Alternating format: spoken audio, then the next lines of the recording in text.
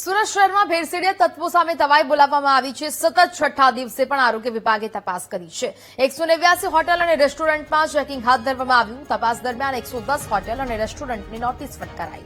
આરોગ્ય વિભાગે 5,51,000નો દંડ ફટકાર્યો છે। છેલ્લા 6 દિવસમાં 1,535 હોટેલ અને રેસ્ટોરન્ટમાં તપાસ કરી દંડ વસૂલવાની કામગીરી કરવામાં આવી છે।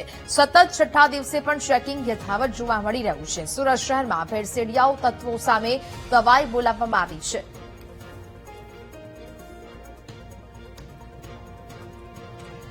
સંવાદદાતા નિર્મલ ફોન લાઈન પર જોડાયા છે। નિર્મલ, સુરત શહેરમાં સતત છઠ્ઠા દિવસે આરોગ્ય વિભાગ તપાસ કરી રહ્યું છે, શું કાર્યવાહી થઈ રહી છે? નિર્મલ, ચોક્કસથી કે જે ફૂડ એન્ડ ડ્રગ વિભાગ દ્વારા જે હોટલો છે, તમામ રેસ્ટોરન્ટો છે, તેમાં તપાસ કરવામાં આવી રહી છે। ત્યારે છઠ્ઠા દિવસે પણ આ કાર્યવાહી યથાવત રાખવામાં આવી હતી, જેમાં 189 હોટલ અને રેસ્ટોરન્ટમાં તપાસ હાથ ધરવામાં આવી। તપાસ દરમિયાન 7,629 કિલો અખાદ્ય ખોરાકનો જે નાશ કરવામાં આવ્યો હતો અને જે નિયમોનું ઉલ્લંઘન કરનાર 110 હોટલ અને રેસ્ટોરન્ટને નોટિસ આપવામાં આવી છે। જ્યારે સ્થળ પર જ કુલ 5,51,000 નો દંડ પણ વસૂલ કરવામાં આવ્યો છે। મહત્વનું છે કે છેલ્લા 6 દિવસમાં સુરત શહેરમાં કુલ 1,535 હોટલ અને રેસ્ટોરન્ટમાં તપાસ કરવામાં આવી છે। આ કાર્યવાહી દરમિયાન કુલ 817 હોટલ, રેસ્ટોરન્ટ અને ઢાબાને નોટિસ પણ આપવામાં આવી છે અને 6 દિવસમાં કુલ 55,786 કિલો અખાદ્ય ખોરાકનો નાશ કરવામાં આવ્યો છે। કુલ 28,75,600 રૂપિયાનો દંડ પણ વસૂલ કરવામાં આવ્યો છે અને ફૂડ સેફ્ટી વિભાગની સતત કાર્યવાહીથી જે હોટલ રેસ્ટોરન્ટ સંચાલકો છે તેઓમાં પણ ફફડાટ ફેલાઈ ગયો